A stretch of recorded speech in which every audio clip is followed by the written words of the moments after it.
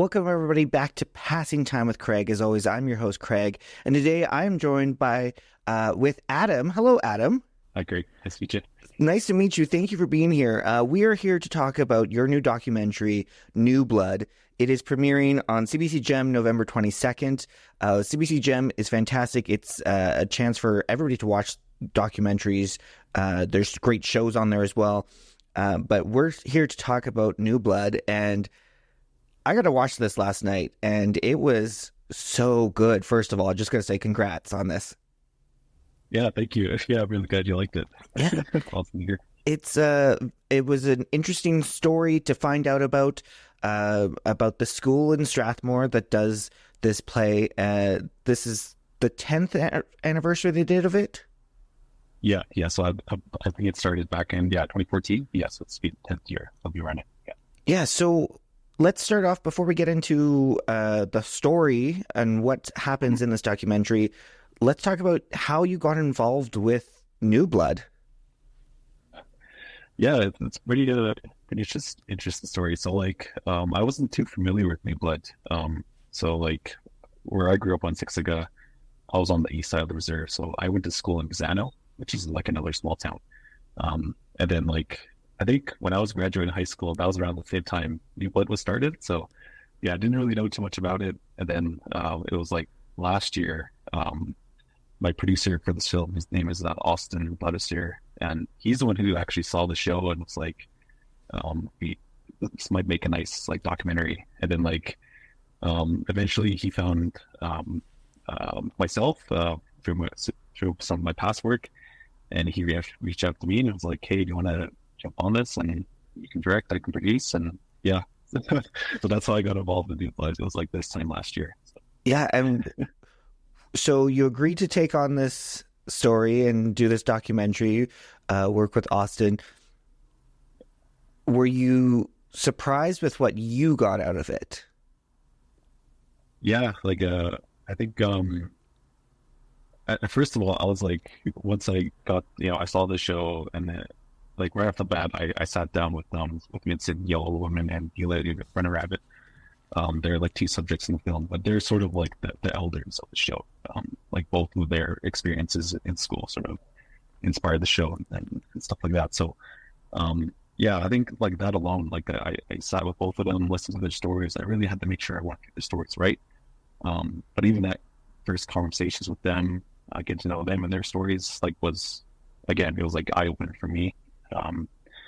But also just making the film, it was super fun. I think we started shooting in the spring and until the summer, and then from summer until now it was post production. But yeah, I don't know, it's kind of hard to explain. But yeah, I got to know some really amazing people. I got to help tell this really beautiful story from Siksika, so it's where I'm from, which made it a lot more meaningful to me because I've always been a strong believer that we should be the ones who are telling our own stories, and I'm incredibly thankful that I got to help tell a story from my own community that's about our people and our elders and our stories and stuff like that. So yeah, that's awesome. And what I love too about this documentary is that there's a lot of different layers to it. It is, when you could just go as basic as can be and say that this is a documentary about a school production, a high school production. But then it's also, the play itself is about residential school experiences and survivors from there. And then there's also so many great moments I love about this thing is that there's multi-generational conversations. So like many documentaries, you're fully interviewing the subjects. Normally, a lot of times it's just one-on-one. But what I loved was you have moments where Hayden, who was the first performer, is just having a conversation with Vincent, his grandpa, the chief, and just discussing this. And I love that there's so many elements to this documentary. Yeah, that was I think that was something extremely early on, what I was saying when I sat down with Vincent and Eulalia. I was in their homes, and they invited me in, and I just sat and talked with them, and I had the kind of realization then, because that's the way I've experienced stories while growing up. when I went to go visit my grandparents or even my parents, it would just start off, they would be sitting in their homes and they would tell stories about their lives or maybe lessons and stuff like that. So I think that was sort of like the thing I wanted to try in this documentary. It was like, okay, like sure we can go the route of like what you're saying, like we can do one-on-one interviews and people can tell their own stories and stuff like that. But there's just so many people involved in the show, and I think it was just much more interesting and much more insightful.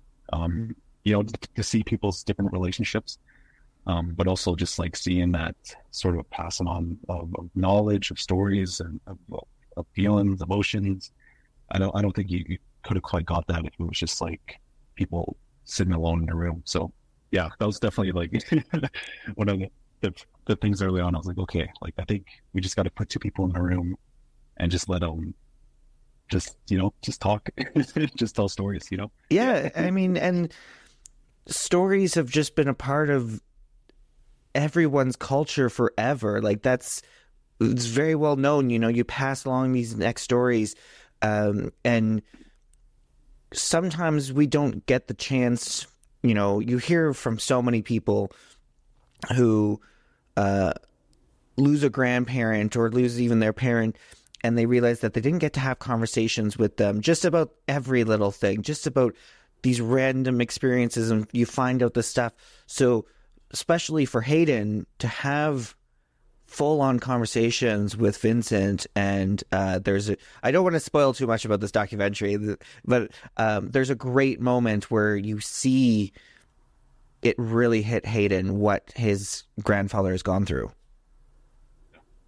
Yeah, that's one thing, like that's what really come out of it. Like like also just like the relationships, and obviously like that's one thing we couldn't have planned for. Like like pretty much all those conversations we paired them off with, they all sort of like because they've all known each other for a long time, and I'm sure they had their own conversations like by themselves, but like putting that in sort of like a documentary aspect, I'm really thankful that we did that, because like what you're saying, like it sort of like it allowed a space for them to to be sort of emotional, vulnerable, and like I'm really thankful that they felt comfortable to even do that sort of thing. So I'm super proud of what we've done with that. So, yeah, you should be very proud of it. I think it's fantastic.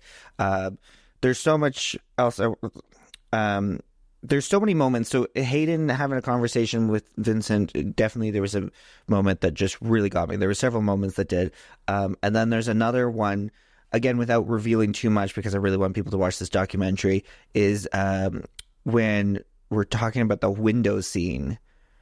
There's another powerful moment. That's one that really got me, because it's, as you said, there's two kind of people who are involved with what this story and play came to be, their stories, and hearing these real, true stories. And I think they're so important, and it's so weird that we have to reiterate that these are real stories. These are true things that happen.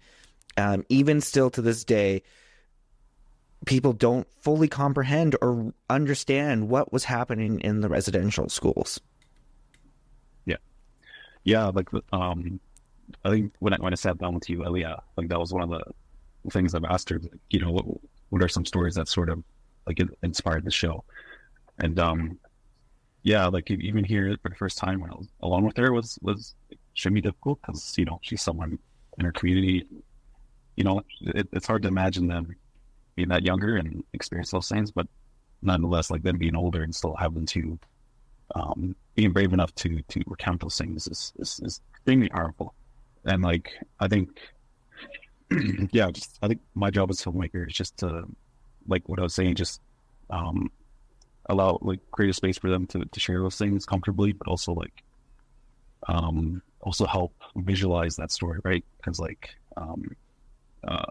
the way that we did that was like in the documentary, we sort of we cut to the show itself when they're talking about those stories, and so people kind of make a connection where those things are coming from. So I think the show definitely it speaks for itself, like we tried our best to to show it and connect it with the real life stories that it was inspired by. So, Yeah. And I think it's so cool that this play is it's at this high school. There's other members of the community that get involved when it comes to art and the music, but the main actors are all these high school kids, and it's so powerful to see youth doing that. How does that make you feel to see so many youth doing this stuff? yeah, it makes me like yeah, extremely proud. Like that's one of the things I was talking about with my buddy Austin. Where like, man, like these kids are like, I wasn't like that in high school. You know, like I wasn't brave enough to get on stage and like, to do performance and theater and dance and all these things and also like I think a big part of it too. Like it's a mixture of indigenous and non-indigenous students who are in the show. So like it kind of it has created like a stronger sort of community at the school, and like for something as difficult to talk about as residential school, like I think the kids that have taken a lot from it, and I've heard time and time again that the kids leave that show with the greater understanding that they probably wouldn't have gotten otherwise. So yeah, so again, it's just seeing the kids on stage and them doing it, because they do it like year round. You know what I mean? Like they travel to like places across Alberta, Canada. Like, they do it all the time. So extremely like proud of them, and I couldn't imagine doing that. So. Yeah, I was like going on my research rabbit hole afterwards, and I was like, oh, they full on like traveled. They've gone to a bunch of different places, and I think that's so cool, and it's so important because there's so much that still needs to be done, and there's still so many people who don't want to talk about it, and just they think that it's just a bad part of Canadian history, and we don't talk about it. But it's like, no, it was a bad part, and we need to talk about it because we did bad things. And so I think it's so important and so cool that this is going around, and it started off just at the school, and it's a play, and there's dance in it, there's artwork, and really cool. The music is done by Peter Gabriel, and he full on gave the like no cost. If people don't know, if you do a play and you want to use somebody's music, it costs you money, and they may say no. He gave it away, and he's also an executive producer of this documentary, right? Yeah. So like so I think how it went was like back when they started they had to make the show. I think Deanne Birch, she's like the drama and dance teacher at Strathmore High School, and she's the one who kind of runs the show. And so back when they started making it, I think she said a friend of hers gave her the album New Blood by Kate Gabriel to her, and was like, hey, this could make like this could make some good music for like a dance show or theater or something. So eventually they started to make the play and stuff like that, and then eventually Deanne had to reach out to Peter Gabriel to pay for rights, and then he just said like he has a lot of respect for Indigenous peoples, and you can use the music for free, and so that was a big shock way back then, and they've been doing the show with the music, and then like once we started to make the documentary, I had no expectations, like at all. Like that, when we were making it, I was like we probably won't get the rights, we might have to find different music, and that's fine, we'll deal with it. And then so we started the conversation with them, and again, they were really gracious enough to be like, okay, like you can use the music in the film, and I think it just adds like a whole other layer to it, and it's nice to see how the music coincides with the show, and also too, again, super thankful to Peter Gabriel and his team to allow us to use it, and they've been working with us and stuff like that. So it's one thing we never planned for, but it's fantastic. I mean, Peter Gabriel's got great music, and it goes so well as you're watching this documentary. Just works out, and I think it also says something to the fact that to really hit home like how long ago it was that, like, it wasn't that long ago that residential schools were finally completely shut down, and this was like a mainstay artist that's alive was rocking hits at that time when schools were open. So it's just like reiterates it wasn't that long ago. Yeah, exactly. Yeah. Yeah. But yeah, again, like super thankful that we got to be able to use it, and yeah, like uh, I wasn't like a huge like Gabriel, like I didn't know too much of his stuff. Like I knew like his hits and stuff like that, but like since then I've been going on a deep dive, Yeah. and all this stuff. But yeah, stuff like that. So, yeah. See, Yeah. this is the fun thing I also love about documentaries and movies when there's like a featured artist and you don't really know them, or like you know the main stuff, the big ones, and then you're like, oh, this is a song by them, and then you go on this, then you just start deep diving and finding out more, and you're like, oh wow, there's a lot more to it. Yeah. Yeah, for sure. That's what I'm going on right now. Yeah. So we'll get back to New Blood in a little bit, but I wanted to talk to you about being a filmmaker. How did you get into filmmaking? Yeah. Yeah, I guess I've been a filmmaker for a long time. I think when I was back in grade 6, I asked my parents for I begged my parents for like a video camera. Oh, yeah. And eventually they got me one. It was like back when those like little camcorders had like DV tapes and stuff. And Yes, yeah.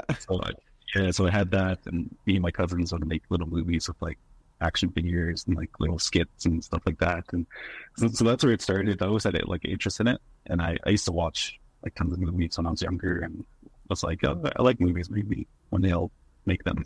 So yeah, so I kind of just stuck with it. But I think like I didn't realize it until I got older, but yeah, I think I mentioned this before, but like my grandfather on my dad's side, he just told stories all the time. Whenever we would go visit him at his place, it would just be sitting in his living room or his porch, and it was just like, it was so natural for him. He would just like be sitting down, and he look out, on the land, and he would just tell a story about what he experienced. He'd tell stories about Fixaga, and really anything. And like, I was always so captivated by it because I would imagine stuff in my head of how it would look back then, or like, and I think it ultimately kind of instilled a sense of like identity for me. Mm-hmm. Like, I heard stories about my family, where I come from, the land we live on, and that kind of just stuck with me. And then like, once I got interested in film, I got a little bit older, I went to post-secondary for film video production at SAIT, and then also a bachelor of communication at Mount Royal.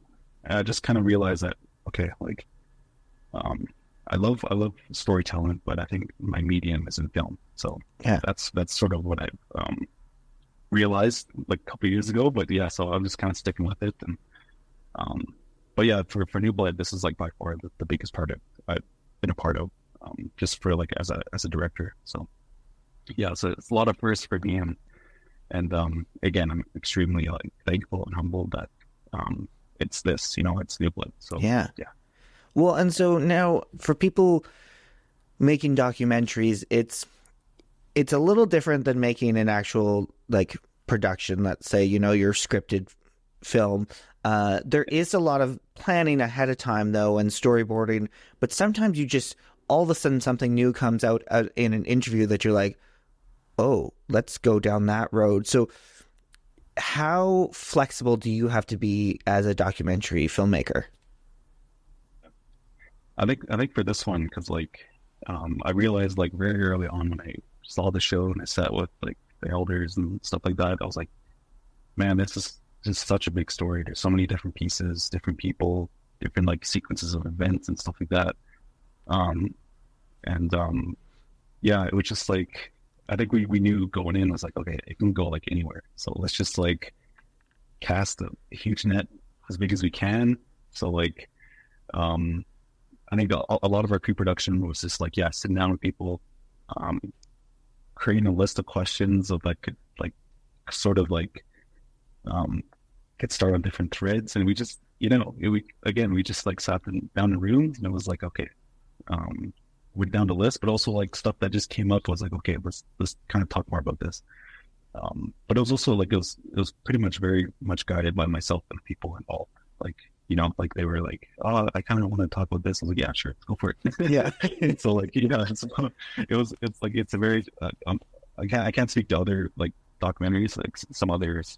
There's different styles, right? Just like but this one for New Blood, it's a very like it was a very open-ended experience, and yeah, again, there's just so much people involved, so much. The story was huge, so we just sort of just rode with it. Yeah. So, and then sorry. Yeah, no, and then that was a scary thing too. Was like when we filmed it, and then we're going to post-production, we're like, oh man, there's a lot of like hours of footage and stuff. So how do we like streamline it and tell a story that's like cohesive and like, and also just like engaging for the audience. Yeah. And you did a great job, because there are all these different stories. There is, Deanne being the drama teacher and kind of creating this along with Eulalia, and then you've got Vincent's story. Then you have Hayden being the first person to play this role, and then you have Trinity with the most recent one. So you have, and even Peter Gabriel, like you have all these different storylines that all just kind of connect, and you've found a great way to merge them together. But I know, as you just said, must not have been the easiest at first with hours and hours of footage. Yeah. Yeah, that's one of the things, like Deanna was like, when we got that pitch, like, how are you guys gonna like fit all this into like into like 45 minutes or whatever? So I think everyone else was kind of like worried, but like, yeah, we just like because like my buddy Austin, he was producer, but he was also the editor. So like me and him had like lived and breathed New Blood for like a year now. So yeah, I'm like, okay, like let's just like make the right decisions in terms of like people's stories and relationships, and I think everything else will take care of itself, right? So yeah. And then it's also spliced in together with so many beautiful shots of Siksika Nation and nature, and I think I really enjoyed that part. Did you know that was always going to be an element of this documentary? Yeah, because like I think because I think we talked about the show a lot, and like, but it's also important to show like where we come from, and like it's because Vincent, he talks about the way he grew up in Siksika. So like, yeah, like I think we just wanted to show the beauty of our land and where we come from and where we live day to day. You know what I mean? Like it's it's hard to. I live in the city now, but like I sure do miss it. Yeah. You come from a very, very beautiful place, and I hope that people realize that again, like where we come from and what we do is it's a beautiful thing. So yeah. So you mentioned just a moment ago, you and Austin have been living and breathing New Blood for a while now, and now it's premiering on CBC Gem, so it's going out into the world, and then it's going to make its festival rounds as well. Yeah. What are you currently like? So, feeling just before this gets released, and are you ready for this? Yeah. I don't know. I think I'm still like hasn't really hit yet, but but yeah, like I said, like we shot it and we've been editing it, and we just got done our post-production like a couple weeks ago, and so yeah, I think I'm still just like gearing up for it, and I don't know, I think more so like, yeah, I'm excited for CBC and stuff like that, but I'm also just like extremely excited and even just a little bit nervous for the people in the show to see it, like for like Vincent, like like Vincent, Eulalia, Trinity, Hayden, Deanne, like I'm really excited for them to see it, because they've been asking like, why can we see it, and like stuff like that. So, so again, like, I'm excited for them to see it, but also like, I don't know if it's a big hit yet. I'm sure when it comes out, I'll be like, okay, I'm very excited to see how people respond to it, and if this if this garners more interest in the show itself. Yeah, people want to see it in their communities and stuff like that. Yeah, I'm just excited for what it will do for everyone else. It's not so much myself. Modest. Yeah. I like it. I like it. You're modest. Well, so then what are you hoping viewers get out of this documentary? Yeah. Yeah, I don't know. I just hope people I hope people realize that, Siksika is a place that we have a lot of really amazing people, amazing stories, and yeah, I hope people realize that we can also tell our own stories. Like I said, I'm very thankful that this is a story from my community that involves people that are really amazing, and I hope people realize that we can tell our own stories, and it's also the other side of it too. When it comes to residential school stuff, I think we need to confront that, our past and our history. And I think this new blood really goes to show that as Black people, we're really open with it. Like we talk about it within our own families, we talk about it with our grandkids, because we need to remember these things and to learn how to move forward. We need to learn how to move forward together. And just, I think the show has been doing that for a long time now, but I hope that once we release it, I hope a larger audience across the country can really see this beautiful thing. So. Yeah, I think this is an opportunity for a lot more people to see this thing and learn about New Blood. And like we mentioned, they do travel. They've done the shows at different places. So if there's someone's interested in it, because it is super important that we hear stories and see stories that maybe we're not seeing every day. And I would speak for myself. I know that there's a lot of non-Indigenous people who don't get to see these stories because they're not broadcast as much or as we look it out, but there are the stories out there, and I think it's so important and to not glamatize it and take control of it, the narrative, because it is your narrative. It's Indigenous people's narrative. It's not necessarily non-Indigenous people. Yeah, thanks. Yeah, thank you. Yeah. But like nonetheless, like I'm sure again, like it'll hit when when it eventually releases and stuff. But yeah, I'm just at this point you're like, on it. Just let's see what happens. Yeah. Yeah. So, yeah. Has anyone in your like family or like close friends who weren't involved with the production watched it yet, or are you keeping it all to yourself so far? Not yet. There's I showed just a couple of like my filmmaker friends just to get their notes on it, like during like the editing process. Like I have a cousin, his name is Adam Solway. He's a filmmaker as well, and he's made some feature documentaries and also like some web series and stuff like that. So I usually show stuff to him because he's a kind of a more experienced in this space. So like just to get his feedback and story in that. But other than that, like I'm just been like just sitting on it. Like it's first we were waiting for all the pieces to come together, right? It was like we got to do the sound, the color, and I'm afraid if I show somebody a rough version, they're gonna be like, what's wrong with it? Yeah. So but again, like I think it's important to experience this like together for the first time. So yeah, I'm excited for that. Yeah, that's gonna be awesome. So now that it's coming out in the world, it will be, you're hoping to do some festival runs. Is there something else you're working on, or are you taking a break and just focusing on New Blood right now? Yeah, just nothing like on the horizon right now, but like I said, like we've been working on this for a bit over a year now, and I've gotten to know my friend Austin, and we're starting to have the conversation now. We're like what are we gonna do when it's all done? Like maybe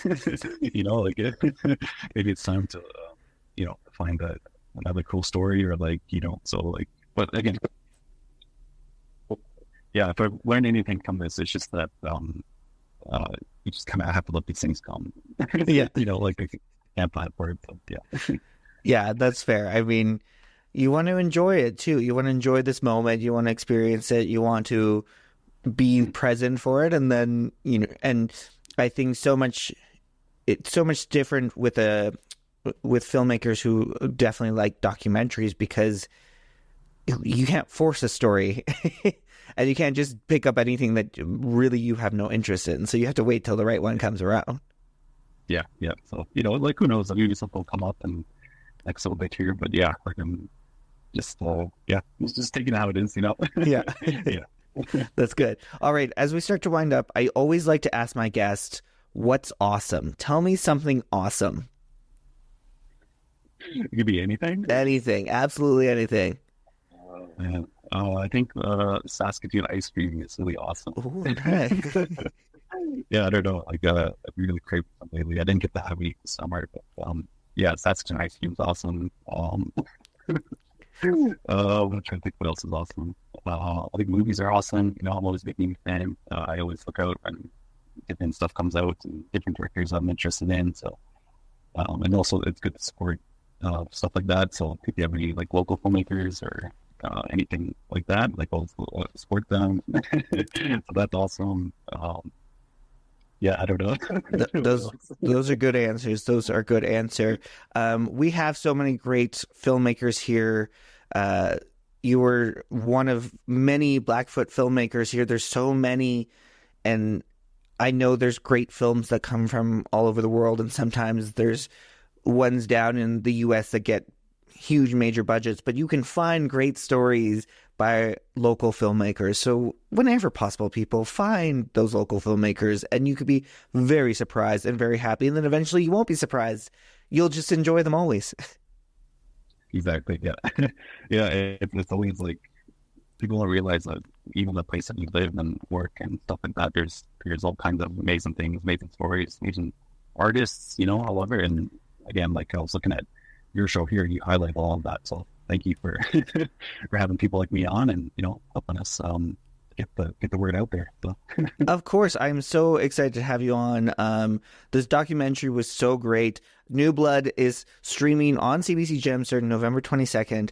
CBC Gem is free to sign up, people. You don't have to pay anything, unlike all the other memberships out there. There's so many great films and television shows, not just like Canadian stuff, but there's stuff from all over the world. So international stuff that you might not be able to see anywhere else. You can go and check them out. And CBC Gem has this great documentary series, and you can watch New Blood there. You can also Google New Blood to find out more information, find out about having them come to you if you want, right? Like, yeah. Well, thank you, Adam. This has been an absolute pleasure chatting with you. I can't recommend this documentary enough, and I look forward to whatever else comes next for you, and I really appreciate you being here today. No, thank you for having me on, Craig, and yeah, I really love that conversation, and yeah, thank you.